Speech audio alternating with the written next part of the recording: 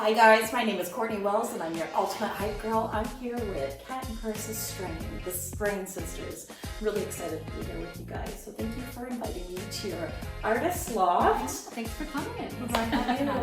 I love it. This is where all The magic happens. the magic, and they've got a lot of amazing things going on. So Lots of scheming and dreaming. Yeah.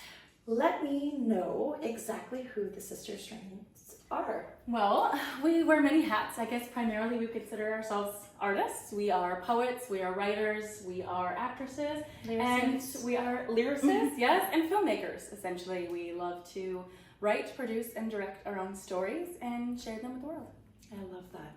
And you're about to debut your first feature film that you also directed and acted in. And wrote and produced with our little team of two. The team, it's semi-autobiographical, so it's very vulnerable. It's very authentic to our actual story and experience. It injects all of our poetry from the last couple of years, songs we've written ourselves, and yes, it's our feature film directorial debut, so it's a big deal to us. It's called Call of the Blackbird. Okay. We're doing a red carpet premiere in Chatham on October 11th, so go get your tickets to the Capitol Theater. Don't know, but we were really excited. I think we left town at 17 and ended up moving back to town when we were 30 after being in Toronto and LA, and we thought we had to go all over the place to get our dreams, and then we really wanted to share the film with the town first before it goes anywhere else, because being here is the exact thing that allowed us to get closest to our dreams in a way that we didn't think we would be able to. So I love that. And do you find in your experience that after COVID, things kind of opened up a little bit more for that sort of opportunity to happen? Yeah. Like you don't necessarily have to be in these big cities. I think a lot of people at first had to come to terms with the fact that if you had to leave the big city, just like it felt for us, I imagine it would be very relatable, that it sort of felt like a failure possibly, or like you were going home, tail between your legs to your small town. Right. Or you had to start from scratch or like create a new career for yourself. And I think we quickly realized that actually the very act of coming home, which we thought was going to set us back, propelled us way further than we could have imagined, because you know, not paying the big city prices and keeping up with the big city lifestyle enabled us to get really focused on what we want and put more of our time, energy, and money into building those dreams. I love that. And you have your family again. And yes, family support is community support, right? In smaller towns, it's very different than a big city. So having people surround you who love you and genuinely want you to do well and want to support you in those endeavors. Having people on your team. Having a team full of people who are there to pick up the slack when you're busy or when you need an extra hand. Or just give you the boost you need mentally, emotionally. And I think it's also nice too that they have an idea of who you are and they've seen your growth. Yeah. So there's a lot more compassion and they pour more into you as well, which is kind of I agree. I think also spending years in bigger cities, especially in the entertainment industry, you can really kind of lose sight of who you are. Not that we ever went too far into the crazy world that it can get to, but you do when you start being like, oh, do I really have to do this? If I want to be successful, do I have to do it this way? Do I have to play this game? Only way? Yeah, and I think when we came back, we were like, no, we know exactly who we are. We know who the little girls were who grew up on the riverbank, over by close to Vancouver. That's who we are, and that's who we want to be moving forward. So we that's how we will find our best success, by authentically going back to your roots. I think is really important. Huge. Absolutely. So how did you get started? Well, we got started in as actresses when we were teenagers, 13. And then we started doing our own films. I'd say around the age of 24. We started with short films that went to festivals, just to start testing ourselves to write our own stories and create our own stories. Like a little web series too, where we had twin cats and we sewed them costumes and did a little animated green screen web series just to be creating something. And then in the development of our process of becoming women and artists, we realized that voice was a lot more developed than we realized, or developed as we grew and changed and experienced the world, and realized we actually have a lot of our own stories to tell, and the messaging in those stories has become very important to us. And it feels like, other than just being an actress in someone else's projects, which can be fun too, we have a lot to say, and we want to tell those stories our way, in ways that matter to us and in ways that we feel make a difference. I think what really was the reason why we fell in love with the world we were trying to be a part of was always based on the story. It was always about the story and the storytelling. the acting was great. It was a vehicle to do that, but the writing and directing is more important to us as a means to get those stories across. Maybe that's actually who the Sisters Strain are, storytellers. Storytellers. One word. Yes. Storytellers. Because you're also a filmmaker duo.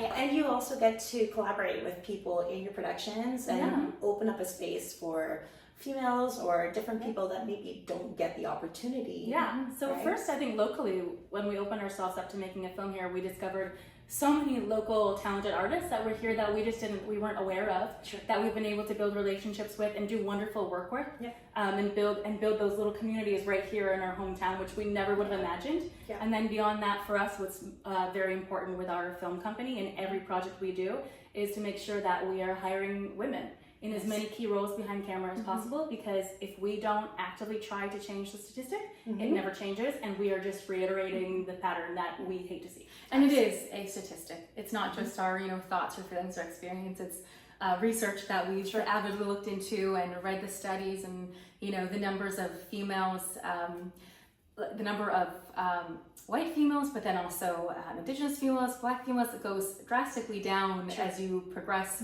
in those sub pockets. Regardless, it's like less than 25% of those roles are going to women. Right. And so if you have a problem in life, you should find a way to create that change, and that's kind of what we're trying to do. I like that. That's why, as filmmakers, I think it's important to tell more stories about women, for women, and very specifically by women, because the female gaze is very different than the male gaze. Absolutely. How men write women is very different than how female write women. We need more representation for experiences that actually are relatable and represent the real life female experience in the world. I love this. Okay. And that's, and diversify that as well, because there's so many different female experiences in the world. Because we wouldn't be doing justice to the cause if we were only, as white women, looking to represent other women like ourselves. It's giving rise to voices that don't have the opportunity to speak for themselves. And you have to be very conscious in that of not just speaking from your own voice, and making sure you're looking to people who are different than you and experience in life. Open up opportunities for them too, or share the space. That's amazing. And you've been working, I believe, with the municipality as well. There's been sort of an initiative to try and bring some more film to Chatham-Kent. I think the municipality is very excited with the prospect of encouraging larger productions to come to town. And I think we've seen a couple of things starting here. And my imagination is we have to start with the roots of the people who are here. And once we get the ball rolling with successes like Daniel Turris's film that is still in post-production, our film premiering here and then going off to LA, once we can build credibility with, the Whalens doing their Bell 5 show, with Oak Productions, once we start as a hometown building our credibility and getting the momentum rolling, then I think why couldn't we start encouraging more people to come here, get excited about what we're doing, and build that. So back to you guys. So what inspired you to start your business, and what motivated you to keep going in the early stages? Well, frustration, I think, is usually a catalyst for a lot of change or a lot of development in life. For us, being in a male-dominated industry, and realizing we've had ideas for many, many years, we've been pitching our concepts, and have just found that it's very difficult to be a woman pitching in a male industry. Oftentimes when we thought we would be considered for our ideas, other things came into play that were untoward or not professional. And for a while we just thought, it's not going to be possible. We're just not going to be able to make it happen because we can't trust people, and there's less opportunity. I think in most businesses, industries, you can attest to a lot of networking or shaking hands, and leveling up in job opportunities happens outside of the office. It happens more in the social settings. And unfortunately, as two young women, we have found it very difficult to be spoken business to in those kinds of settings where we've seen male counterparts have those business talks at those. They thrive. They can find the producer. They can find the money. And we sort of got to a place where we were like, excuse me, but fuck that. We're going to do it ourselves. We're going to take all of our resources, the little bit of money we've been able to save. We're going to make a film. What's the best thing as a writer? Write what you know, keep it simple. We're going to do it simple but exceptionally well, and we're going to show the industry, if we can do this with our minimal budget, just the resources and a team of two, imagine what we could do with actual money and a production team. And so that is why Sister Strain Film Corp was born last summer, and within conception of the idea of it and wrapping on picture was about 4 months. And we've just been on a roll ever since to say, no more victim mentality, I'm not accepting it. We're going to find a way. Not only are we going to find a way for ourselves, but then we're going to become the mentors that we wish we had in the industry. And I think a big way to wrap up, like, what made us keep going too was like, when you wake up Sheer every defiance. day, a defiance, a little rebellion, because we're definitely rebellious spirits, tenacity for sure, but it's like when you wake up every day and you can't not do it, when you can't not think of the ideas, when you can't not have these dreams coming, they live so deeply inside of you, then you have to just keep doing it. When no isn't an option, what do? Oh, You keep going, right? I love that. And not just showing the industry, I love the fact that you're also showing young creatives that it's possible and to just keep believing. We all get sold this idea, right? You got to go to the big city, you got to do this first, and you got to do this. And so many people, I often think about the people that have, lived their lives in small towns, so full of talent and artistry, energy, and they just maybe never make the move. They were too scared to make the move, or they did and it didn't go well. And they'll get so this idea that if it doesn't happen, it's just over, it's done. And maybe at one point we believe that too. Sure. And now I don't. We put the only limits we have are the limits we put on ourselves. Yes. Use your community, use your support system. We would not be able to be obviously in this position if we didn't move back home. But there's like a way that we want to stress to people why we're doing what we're doing and how we're doing it. It's like we were at the CK Expo a couple months ago, and a woman came up to us, and she was really lovely, but she was like, I've seen you guys, what you're doing over the years, and like, I have to say, like, I'm a little sad that you're back home. And for us, I think it was like, we thought that too at first. Like, it really felt like we failed. We're done. This is it for us. We have to move on. We have to do something else. We tried and it just didn't work. We don't want that to be our story. We don't want anyone to believe that. We want our story to be a story of hope and passion and determination, and that, like, there's no time, there's no timeline, there's no cap, there's no age where it's like, oh, that's it, we're done, we have to put that dream to bed and move on. Like, it's fine if that's your choice, if that's what you genuinely want to do, but that's never been our passion. It's never sat right for us. As our mother raised us, where there's a will, there's a way. So can you share any challenges you faced as a female entrepreneur and how you overcame them? I think the biggest challenges were our film were trying to put a crew together and keep it very female specific, hiring females, because knowing that we had such a minimal budget and also minimal experience of directing a feature film and doing all the production ourselves, we've been on the other side but not fully on this side, right? It would have been a lot, considering all the applications we got.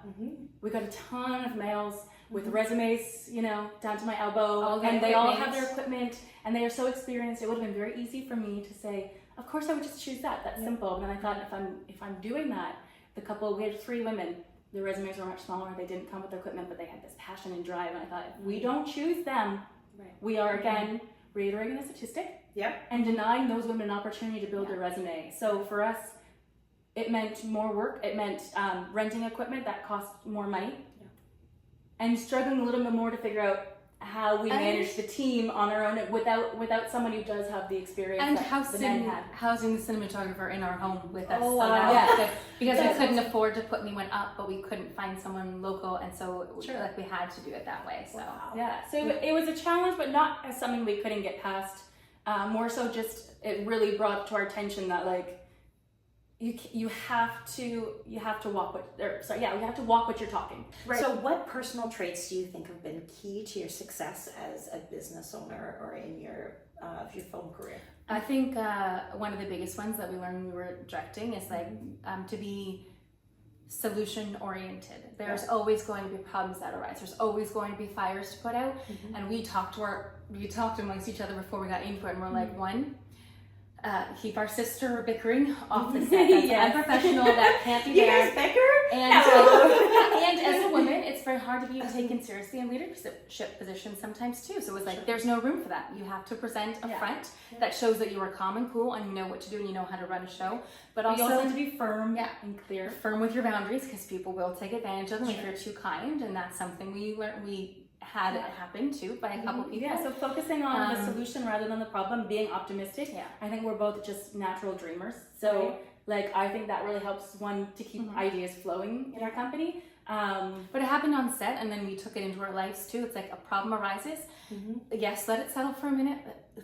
Feel the feels, think it over, and then immediately switch to solutions. put the best 3 solutions in front of you, pick the one that works the best, and move forward. It's just, you don't even have time to focus on a problem anywhere in life. Just push through. Yeah, we had a low budget, very minimal resource feature, but even on the biggest sets that we've been a part of, multi-million-dollar budgets with studios attached, there's always problems. There's never gonna not be problems and conflicts and so it was a good opportunity for us to work through those things and figure them out as a team. And between personality types and ego, the weather not cooperating, someone's schedule, a timeline shifts. You've got so many moving parts and people. A scene taking longer than you hoped it would, or someone just not being able to connect with their lines and spit out what you need them to spit out. All those things are going to happen. So how has your background or upbringing influenced how you approach your business?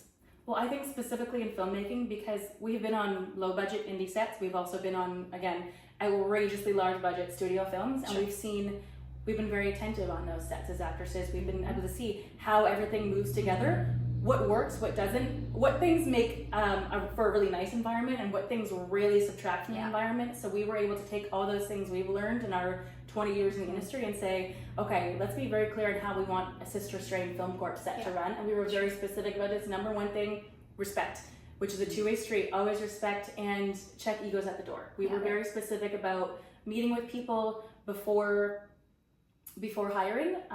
One, to make sure that everyone's really passionate about the project, because that's important, and that the environment is going to be a safe, inclusive, and exciting environment for everyone involved. A place where everyone can feel like they're coming to work, they're being respected, they're able to grow and learn, they're honored for asking questions and taking initiative. No one's being made to feel stupid. And when she says respect too is a two-way street, it's like, yes, we are the leaders of this show, we're putting it all together, we're the people in charge, but there's always a way to be a leader while also being kind and respectful of everyone who's involved in honoring the collaboration and the work that they're bringing to the table. And as long as we feel, everyone said is as respectful of the environment that we've created for them, it's like, we put ourselves as much on the hook as we do anyone else for that. Yeah, and just weeding out that toxicity Exactly, potential before it even gets to set. Yeah. I think that really supports everybody in doing their best Just making work. sure that all the artists come in together. If you know it's going to be a really small, intimate crew in a small, intimate space, you really want to make sure that each person you're hiring is on the same sort of wavelength, right? So that we don't have someone here and you just know the personality is going to clash or it's not going to work well. I think that's really important to make sure that everyone coming in feels the same way about what they're doing here together. Especially when, because I've been on these types of, in these scenarios as well, and if you just feel vulnerable, you just can't present yourself You're properly. not going to. And especially we knew we were working with a lot of non-actors. So for us, it's how everyone is feeling on set is going to be supremely important to be able to get the performances out of them. We will not get the footage that we need, especially under such a short timeline, if people don't feel comfortable enough to go to that vulnerable place with us and trust us to make sure they're in a safe enough environment. So what sets your business apart from others in your industry? I think we've touched on this, but a couple of things. One, very specifically, that we do focus on hiring females behind camera, and our stories, even if they're not necessarily the central theme, always do have themes of female empowerment and femininity. And then beyond that, as an artist standpoint, I think it's always going to be very important and set a Sister Strain film apart that the soundtrack will be original. How do you stay ahead of trends and innovations in your industry? I think, frankly, how we stay ahead is by not taking stock of the trends and initiatives. For people who are definitely very defiant in that, I always want my art to be true to my core of what I want to say, and I don't want to be influenced too much by this is what this person is doing. This is how this person got success. I know we have to be aware of what's happening in our industry, but I never want it to be a thing that I'm making artistic choices based on other people's what methods so and for so success. did before me, and that's the way that you should be doing it. And I think if anything we've learned in our time in this industry is the times that we did try to appease what we thought people wanted were the times that people had meetings with us and they were like, no, we like you, but we're not going to go with this project. But we're curious about who you are. And they were like, okay, so we should have just stuck to our guns and done what we really felt like we wanted to do, and not tried to fit into this box that isn't us. And I mean, we'll find out if that's a recipe for success because our film hasn't come out yet, right? But it's very, I think, true to ourselves. Social media has always been something that, in our younger years, we went along with it and did it for a bit, and then we were like, this feels really it bothers us because it's like content creation, but I'm like, most of the time I don't think these people are really creators though, because like you're not creating art, you're creating little bits of snippets for people to digest, and then it's gone and it's done, and anyone can do that. Yeah. It doesn't We mean feel... trendy things, right? Yeah. Things that are trending, that are just being regurgitated with different people. Sure. And for us, they're like, people always like, oh, why didn't you get TikTok? Why didn't you do this? Like, I'm sure you guys could do well. And I'm like, it takes so much mental capacity and heart and soul and passion to create the worlds and the stories and the lyrics and the poems that we do. Yeah. I don't have any capacity to play the game in that way, to like how much time it would take to build those. Enforce. Like, that's a full-time job. That's not the way that I want to be seen as an artist. That's not the type of artist I want to be. Yeah, and it's different if you're paying an homage to, you know, a style or something to that. But you need to, the through line is being authentic. Yeah, well, that's it. If you're creating stuff because it feels authentic and you genuinely love go do creating it, or you know, like we're doing an interview right now, right? Obviously, this feels right. We're having conversations. We're sharing information. Sure. It's more so just having to create content for the sake of creating content, so that I can keep putting content on my page. It's performative for us. I'm like, we will rebel against anything that feels performative. Yeah. When it's not genuine to how we actually choose to express ourselves. What advice would you give women who want to start their own business in your field? I think the biggest, most important piece of advice would be like, listen to yourself. Like, this voice internally is the most important one. And at the end of the day, the only person you have to listen to, the only person you should be worried about making proud or pleasing is yourself first and foremost. Right. It's going to be difficult sometimes. There's going to be like times when you're told that you're wrong, or you have to do it this way or this way. And I think the most important thing is to figure out who you are and really stand firm in that. Stick to your guns. I was going to say, and I was smirking a little bit when I thought about it, like audacity. Yeah. Have the audacity. Men have it in droves. Like Kat likes to say, there's so many men who are cocky without the credentials. Yes, sure. And there's so many, like when we spoke to other people in the industry about taking on, you know, our first film, and they're just like, it happened to be men, and they were just like, this must be a woman thing. Like the other women I know too in the industry say the same thing, but like that's so weird to me, so because long to get to the place where they believed in themselves, that they had the skills, or they were ready, or they were good enough at that time. And he's like, it was never even once in a thing in my mind that I couldn't do it. I just always believed I could do it. And it's like, so why aren't women believing the same thing? Why aren't we are not born and bred with the same confidence as men are. And so we really have to work to build it and find it in ourselves. And once you build it and find it, do the work to build it and find it. And once you do, don't let anyone shake you out of it. And if you need a little extra help with it, come over, sit in our artist loft with us, and join us in the artist loft, and we will hammer it home to you, and you'll leave here feeling so audacious. If not us, find your women, find your support. Because I know it's depicted in the media that women coming together means it's going to be jealous and catty and there's only room for one, but I think we can all agree that anytime I've sat in a room with women, I have felt uplifted, inspired, enlightened. Like, find your women, find that source of support, and use them, like utilize it. Sure. Yeah. There are a lot of genuine women out there. It is really just about finding the people that I agree. resonate And with I think if we could start looking more compassionately at the times when you do feel that clickiness or the uncomfortability, recognize it probably as that woman feeling fear of thinking that there might not be room for her. And if we can handle that compassionately and find ways to work on like just dissolving that fear by showing that we can grow past that. Yeah. You know, but I think we could make a lot of big improvements rather than being like, oh, the energy is off, I don't want to. You know, it's like, if we can, you know, just drop our egos and our pride and be like, they also probably were raised the same way I was, to be a little bit fearful of other women, especially women who are using their voice and standing in their power. Right. How could I, you know, instead of being jealous, how could I possibly connect with them to uplift myself? And how can I perceive what's making me jealous about them as something that I'm looking to build in myself and make it a positive? What you can learn from, or like what how can I grow from this person? Well, and that when that energy comes up, it really is there to just teach you something. Yeah. If you open yourself up. Okay, I'm feeling upset. It's just reflecting something to you and being able to work through it. So, and I think this is a really important conversation. People are always mirrors, whether it's a friendship, a relationship, or business. Whatever you're seeing in other people is a reflection of whatever you're denying in yourself, or whatever you'd like to build in yourself.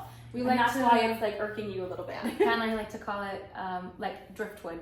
Yeah. Like you see when you Gabby see Bernstein. something and you put it up there and you're like, okay, I'm going to take note of that. Yeah. That's something you know what? Yes. That's something I can strive to be more like. That's something I can do in myself to attain this thing I see up here that I don't have, that is making me feel a little ick or uncomfortable. Yep. How do I, acknowledge that in a way to like be like, okay, so I'll work on being more like that. Yeah, recognizing jealousy is admiration. For sure. It's a positive. So just to touch more on this, because I think it's super important, if someone is in a vulnerable space, what did you guys do to start feeling that out and trying to make sense of how to find your voice? I honestly do think it is a little bit fake it till you make it, or think of the woman that you want to become. How confident is she? How does she walk? How does she move? How does she carry herself in a space? And I think I was not born with this self-confidence. Sure. I did not carry it for most of my, well into my 20s. It took me a long time to find this. Yeah. And I had to at some point say, how do I want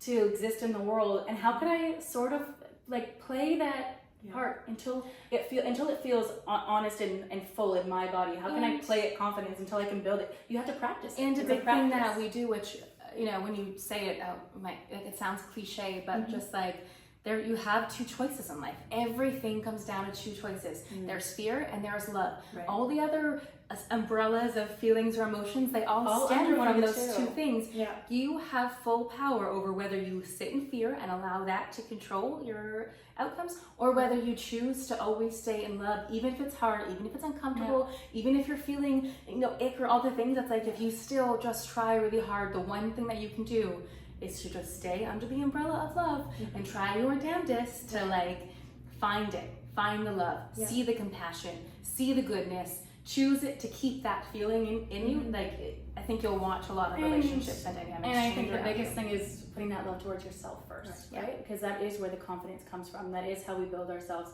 Choosing to love ourselves through all of the stuff, the shame, the guilt, the regret. Just choosing to love yourself and believe in yourself anyway. And it is a practice. It takes time. It's not going to feel very good right away. You just have to keep doing it. Right. Getting into like leadership and empowerment, how do you foster a positive and empowering workplace culture? Yeah, the biggest thing is like checking the ego. Yeah. When you're working in the art, which is film especially, which is so collaborative. And if I'm denying the perspective of the other artists that I've hired, I'm not serving the piece that I'm trying to create, because that's saying my ideas are the only good ones and the best, and that's just not true. Especially if I don't hire these people, that means I find something in them that's admirable and inspiring. And so I think it's really important to be able to listen to the perspectives. Sometimes I can't, because I have to serve the vision that I've created as the director. Right. But I think it's a disservice in any business to not consider the voices of the people that you have chosen to incorporate. Right. Yeah.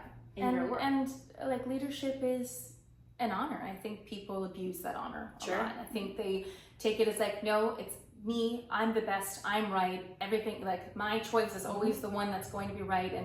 And yes, there does have to be a clear vision that is followed, and one person's vision has to be upheld to make sure we're getting from the start to finish.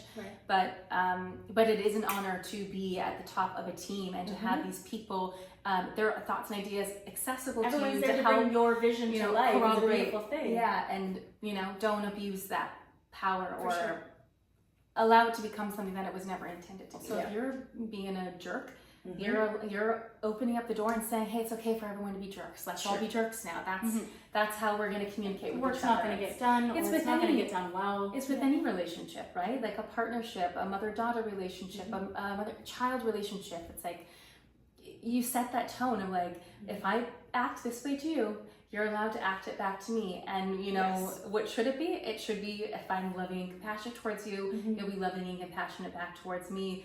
And that's what you should be striving for. And if not, yes, absolutely, you're opening up the door for people to not behave that way in return. And I think that just compounds those vulnerabilities. So when you're in that environment, and it's consistent that maybe your voice isn't being heard, or you're feeling like a skin puppet on set, or something. Or your voice is being belittled in front of other people. It gets you further and further away from who you actually are. How do you balance the demands of running a business with your personal life and your self-care?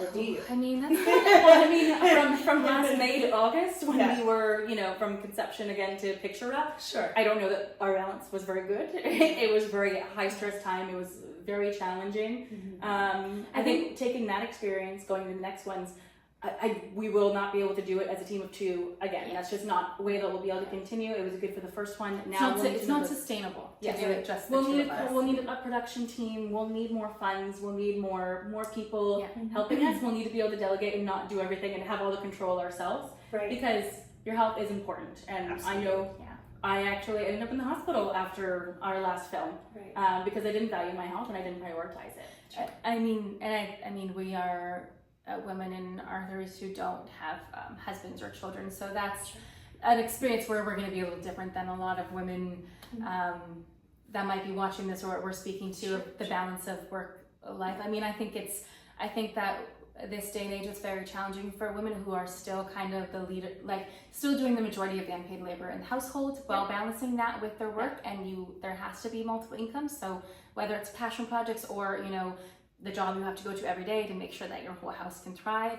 I think it's challenging for women to balance those two things. I don't think we're the best people to be able to speak on that for most women because we don't have dependents, right? So we are really able to do good at prioritizing time for ourselves and managing that. And I think I do feel for a lot of women that's actually the topic of a documentary we want to do. that we'd like to do. I think for so many women, with the changes in the workforce, it's changed so drastically for women, but in the home, those roles just haven't changed very much. So they're just taking on extra. Women are essentially for doing no more respect or appreciation. double jobs, while the men some are being a little more helpful in the house, but I'll oftentimes think it's not their responsibility, and it's like, how can you not see that everyone has to work nowadays? No one can stay home with their children. That's not a thing. So that means all of the labor has to be distributed, the paid and the unpaid labor, and it has to be a mutual thing. So we can't really speak, I guess, on how to find that balance for most women. Early in our career, we put our personal life on hold because we never knew when an audition was going to come in or who was going to call or what was going to happen, and we wouldn't go on vacation and we wouldn't plan anything because we didn't know what was going to come just up. In case. And then the last couple years, for the call to never come, and we were like, oh, we can't do that. We anymore. cannot put our life on hold anymore. Like that, because the industry will never, for us, I'll say this, will never pay back as much as you're willing to pay it. Right. I think that's probably true of a lot of jobs. We say, you go to this, get this degree, get this job, work your butt off there, then you'll get a good payoff one day. And I'm like, I don't think in this day and age that the payoff is as much as what people are willing to invest of their time into these companies and jobs. So think about that, of the long term of what you're willing to give and what you're going to get back from it. For sure. Well, and I think it's amazing that you know what you love and you live and breathe this industry, and you're so passionate. You can tell you guys are beaming anytime you talk about your work, and you're so I mean, don't get me wrong, the well runs dry sometimes and we're like, I don't have anything left in me. When is it gonna sometimes come you gotta back? sit in the shower and cry and let it all out and find wash the depression out. So let's not give a social media portrait of what this is. Do we love it? Yes. We cannot do it. We are 100%. It comes with the pitfalls of the artistry and the passion and the tough the passion is true. The passion is genuine. But it's not always that, and it is hard to keep going sometimes when you feel like you're not getting paid back for the work that you put in. Sure. Which I'm sure everyone can attest to in their own ways, in their own in their own lives. But to be able to find what you love, that just keeps giving you energy, and you can do it for hours on end. I think it's it can be a difficult thing knowing exactly what you want in life because it can be difficult to get it. Yeah. But I also can't imagine going through life not being as passionate about something. Or not knowing what my purpose is. Or there's not having that clarity. I think for me would be more frustrating than having the clarity and feeling like it's been challenging to achieve. Right. Yeah. How do you ensure that your business supports and empowers women? Well, this type of stories we tell, I think it's very important to us to, even if it's not, again, the main messaging, to have some sort of semblance of messaging about female empowerment based on who we're casting or how we're writing the characters. Yeah. And then the biggest thing is who we're hiring behind camera. Yeah. And I think a big thing about that too is just always being genuine and authentic to our voices as women. Right. I'm not going to sugarcoat something I would want to say. You know, it was a couple times my parents looked at the scripts that we were doing, like, well, maybe don't say that. I know people might be bothered by that. And I was like, I'm doing a disservice if I genuinely 100% wholeheartedly believe that. That's been my experience as a woman. That is what I really want to say. If I don't use this platform to say what I really want to say, why am I here? Why am I doing this? I think you have to do it. In Call the Blackbird, it's very vulnerable. It's very authentic to our experience. There's topics that are not comfortable, that a lot of women unfortunately have to face and experience. And for us, it wasn't an option to omit those things or dance around them. I think you can discuss a lot of things without making it too on the nose or too explicit or obscene, but we did want to touch on all of those topics so that other women who have experienced that feel heard and seen through our platform of using our voice. And what I feel is being brave enough to say the things other people aren't saying, to bring acknowledgement to the other people who don't feel like they can use their voices. I want mine to speak for those people. And we've been told the reason we did this film was because we were trying to get funding for a bigger budget film, and we were having trouble getting that funding. And one of the companies that was like, yeah, bring us a script, we'll make it right away, we want to do it. And the thing they clearly said to us was like, yeah, I like this, it definitely seems sad.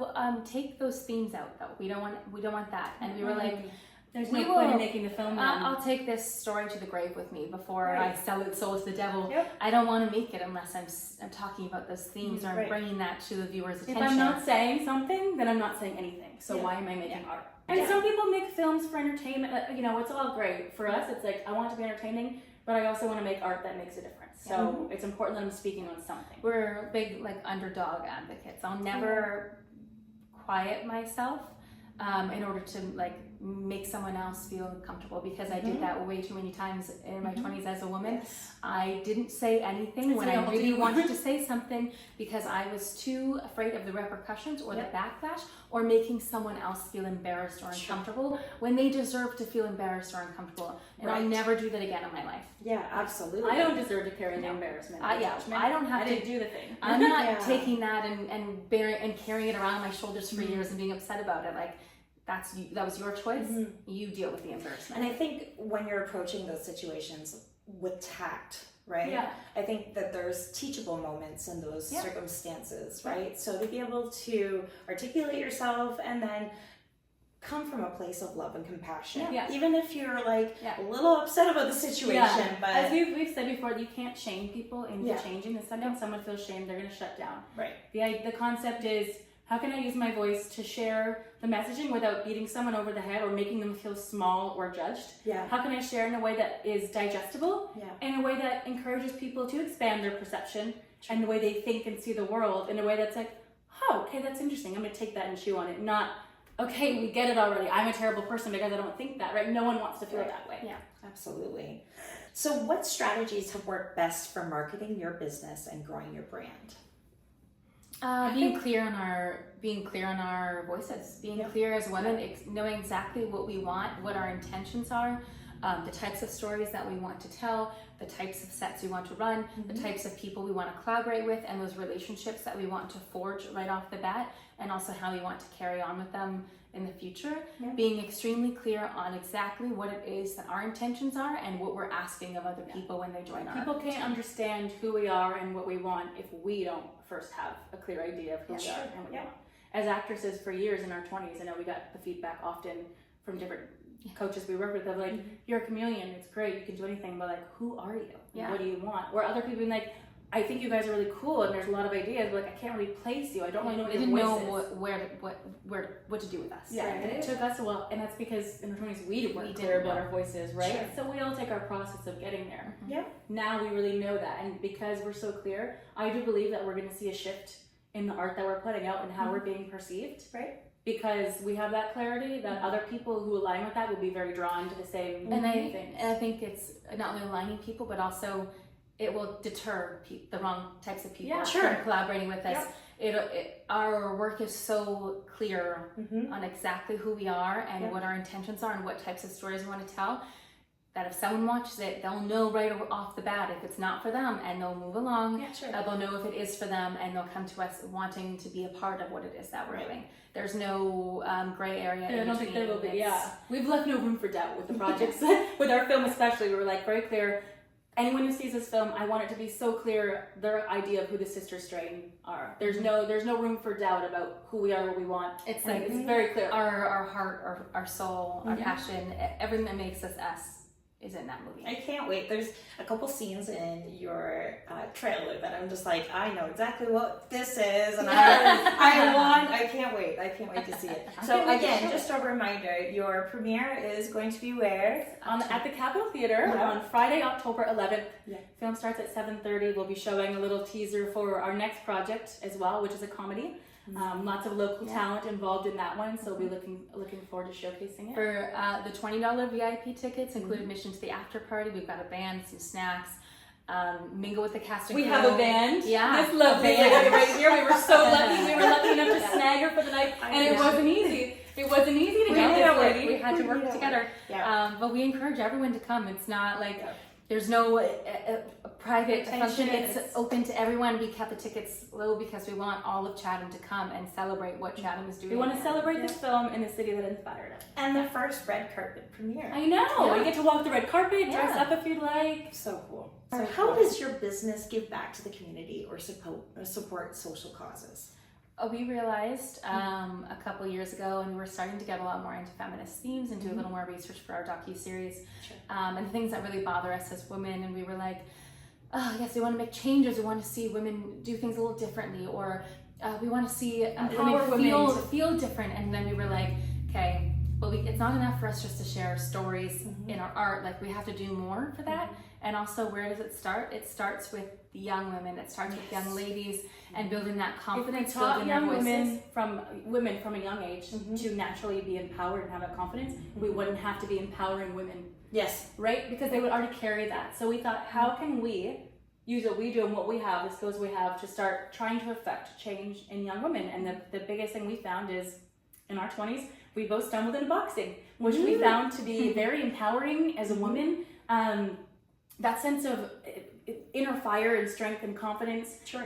Also, the simple fact of, I don't want to have to use these skills, but it's good to know I have them if I need, which is very empowering as a woman. And beyond that, just the concept that this is something, it's like a male sport, but like, I can do it and excel at it too. And also building body strength of, like, we get told so much in our society from a very young age, like, be as small as possible, be petite, be little, keep your voice low, help everyone else, and, kind of be quiet in the background. And we're like, no, connect with your body, take up space, feel that strength within your body, and activate those muscles, and don't be afraid of, like, taking up that space for yourself. And so we decided, it was about 2 years ago that we decided we would pursue this. I've been trying to get my coaching license for a couple of years, and things have gotten in the way, but it felt really important to say, how can we give back to the community? How can we be starting at the roots of empowering women? And for us, that looked like starting an empowerment workshop for young women that would be free for them, where they can come and they can learn the basic skills of boxing to build that the body positivity, the confidence, the empowerment that comes from knowing that you could defend yourself if you need to, but then also goes a little bit deeper and encourages very important themes like sistership, learning to look for the good in one another and share spaces with other women that are spaces for women alone, where these girls can come to the gym and learn this skill and feel really good without having to worry about how they're being perceived by young gentlemen, or without having to worry about if their makeup's or their hair is done, and literally just focus on themselves for a couple hours a week. And connecting to yourself, your thoughts, working through feelings, emotions, anxiety. Breathing is a big thing we work on. There's a lot of young ladies with a lot of anxiety. Right. It's like, you have to use your breath in boxing. There's no way you can't do it without it. And so getting more in touch with that, the brain, body, and breath connection is really strong. And how you can utilize that in other moments in your life where there's anxiety or tension in your body, or exterior situations that come. How you can kind of focus in on, like, working with your body that way. So we call it Soul Strong because it's beyond boxing, right? It's basic skills, and it's amazing to see these young women who are like a little bit tentative at first, like, I don't want to punch someone. And you teach the skills, and it might be a little boring at first, and then you start working with the mitts. And once they start hitting stuff, you can see like the fire ignites in them. It lights their eyes, and they're like, oh my god, I am that strong. I am that powerful. My fist made that sound. When you hear the glove punching the mitt, it's something ignites in all of them. I'm like, that's me. I did that. Right. That came from me. Yeah. And it's so beautiful. And I think having, again, we're talking about women having audacity and taking up space. And it's Yeah. like, how do you do that? By working within like the realm of your body to Yes. know that you possess it Your inside own of inner you. fire. That you don't need any exterior influence. You already have it right inside of you. You just have to tap into it. And also that just because it's predominantly considered a more masculine sport, as most sports are, they say Right. that a lot of girls stop pursuing sport about age 10. Oh, wow. And sport is like the biggest boost to confidence. Sure. So all these girls are missing out on that because it's not being encouraged, or they're not pursuing it, or maybe they don't even realize something like boxing is an option. Right. But then they come to the workshop, or they hear about the workshop and they're like, well, that could be really interesting, maybe I'll try it. And then they do it. Maybe they love it, maybe they never do it again, but they're going to take that away, that feeling of like just sheer strength. You know what, we did incorporate a journaling element with Nice. different questions after each thing. So we wanted to practice bravery in all forms, because bravery is not just how we use our fists. Absolutely. It's how we use our voices voice. too, Yeah. and how we share parts of ourselves, having the courage to share so I think the first weeks it was really difficult to get girls to share. We were in a circle, and by the end, not everyone, it's only 4 weeks, Sure, but some were much more expressive, Yeah.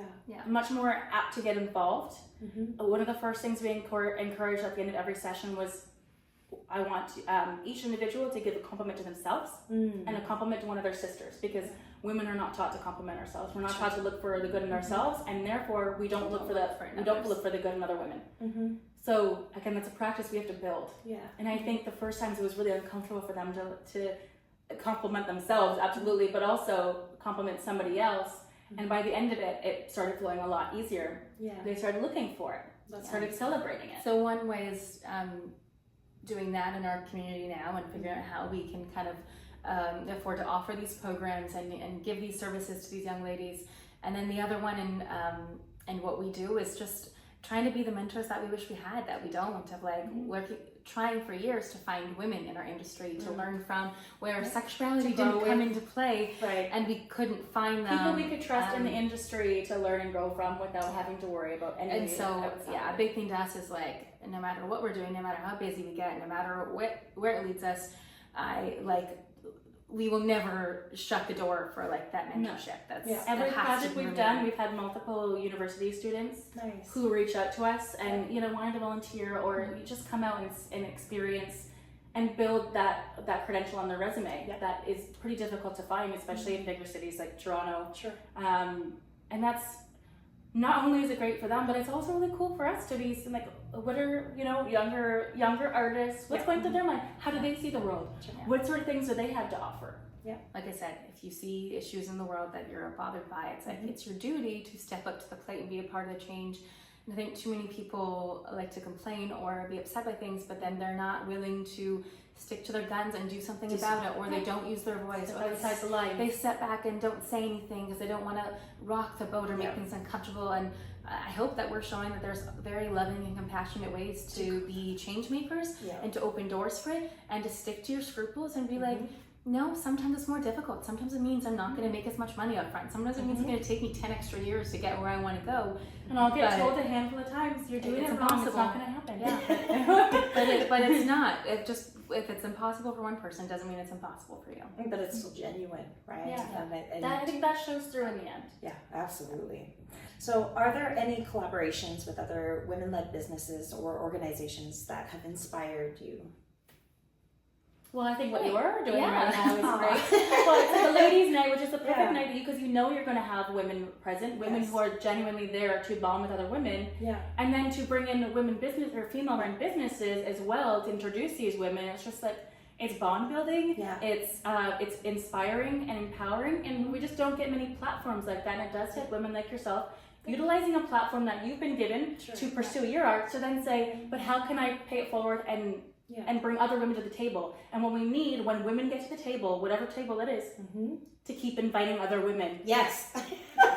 You're doing what we're trying to do with our films and our stories. It's like, you cannot just take it. Is not enough to take it for yourself. Absolutely. That's where the problem lies. If you are upset with something and you make a change because you want to change for yourself, there's how many other people less advantaged behind you who also want that opportunity your duty is to open up those opportunities to other people. Yes, keep if you raising have it, a platform, how do you share it? How do you Exactly. share it, and how do you get other people involved? And the idea with women is that like the more we lift each other up, the more we just keep rising together. It doesn't mean if I lift you up, I'm being pulled down. That's never the case. No. It was one of those things that I've been doing this for a number of years, and just this year they've given me a little bit more reign to do what I want with You it. do have to sort of work your way in a little bit first, of course, build the trust. When When you're finding your seat at the table, it does take a little bit of time. Absolutely. And now you have the opportunity, and instead of doing something that could again just continue to promote yourself and your other, like, you're opening the door for other people, and that's so important. I agree. So where do you see your business in the next 5 years, and what goals do you get so excited about, or what are you most excited about? We have 2 feature films, a feminist horror and a comedy that within the next, I'd say, year, I'd really like to be in pre-production or production for one of them. And then we have multiple more documentary projects based on the female experience through race and culture and history, really looking at the ways womanhood used to be celebrated and all the ways it's been shamed into creating this patriarchal environment we live in now. How we can, all the women that are out there in the world who are doing what they can to shape a better future for women. So we do definitely see, beyond the narrative films that we're very excited about, we do see ourselves stepping into more of a documentary position of really trying to highlight these stories. It will take a lot more time and research and really crafting those scripts, because they're more than just a narrative story driven.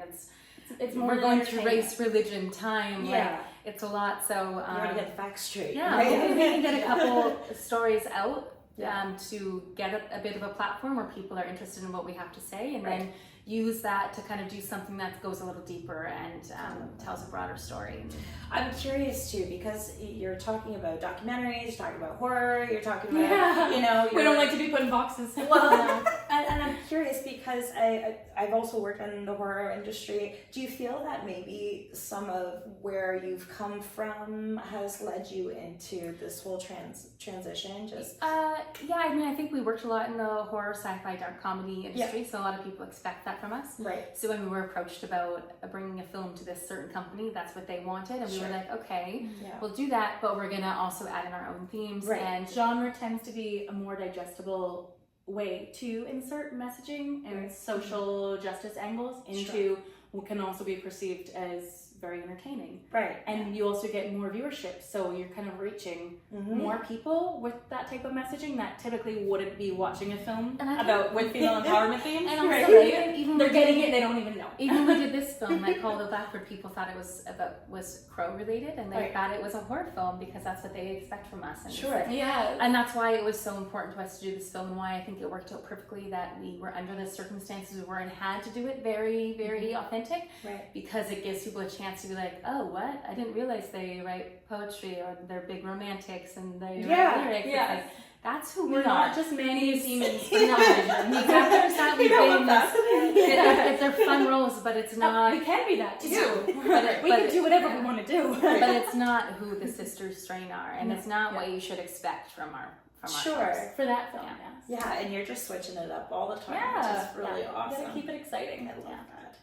So how do you hope to inspire the next generation of female entrepreneurs? I hope that through what we're doing now, and what I hope we accomplish in having, a fully sustainable and self-run production company, where we're able to keep finding the funds and produce our own projects, and be able to bring on more mentorship in a more serious avenue that we will help be part of encouraging young women in the industry to take a chance on themselves. To pursue their dreams, to not accept the statistics of their rates of success. I hope we provide a place where other young women feel safe to come to us and say, how did you do it? How can I do it? Even if we don't do it together, I'm not going to gatekeep. We want to be able to provide the resources and the information. That is, at the end of the day, I would love to see the standards in the industry change. And I hope, like I said earlier about the woman who came and said that she thought it was sad that we moved back to Chatham. I hope that our story is one of hope. I hope that through whatever we're able to accomplish, it shows people that you can do it, even if you've been told no 10 times, even if you failed, even if you lost all your money and moved from one country to another country and have to restart again and get out of debt and take on a different career and move back with your parents in your 30s. And you can do it all your own way. Yeah, I have hope and passion, and it won't be easy. Yeah. It'll be challenging, but it's possible. One last question. Okay. So what legacy do you want to leave through your business and your leadership? I want to be a woman that if my work, the work that I've left behind, when it's looked back on in future, generations, hopefully it's still relevant in any way it could be, that I'm seen as a woman who was courageous, who was brave, who stood by her messaging and was authentic to her scruples.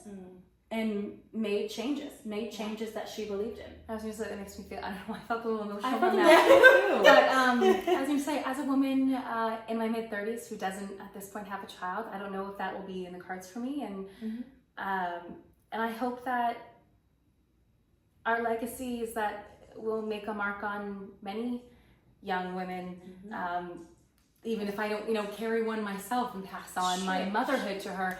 I hope that there's a level of kind and loving mothering that we can do through our work to the young ladies of the world. I think even in our boxing program, I was like, if I can shape one young woman's life so that she doesn't have to learn the lessons I learned a very hard way, if I can even spare one young woman from experiencing those things, to make different changes, to stand up for herself, to demand her worth and value, then I will feel like I've been a successful woman in the world, and I'll be very proud of myself. I think that we were women who always stood by what was very important to us and what we genuinely, honestly believed, and that we never allowed society or outside pressures to sway us from being always true and authentic to what we are firm believers in. I love that. And you absolutely are inspiring so many people locally. Like, you've opened the opportunity for more film in this, and you're opening up a whole new industry here, and you're showing the community who you actually are, and you're passionate, and you're collaborating with people. You guys are doing amazing things. Thanks, Courtney. Like, you have, absolutely. Look at us all. Look at We're doing it. Three ladies just doing it. Just making it happen. I love it. So, do you have anything else you want to share? Maybe your socials or how to follow you guys? We would welcome you to go to sisterstrain.com if you'd like to find out about any of our past projects and any future projects we have coming up.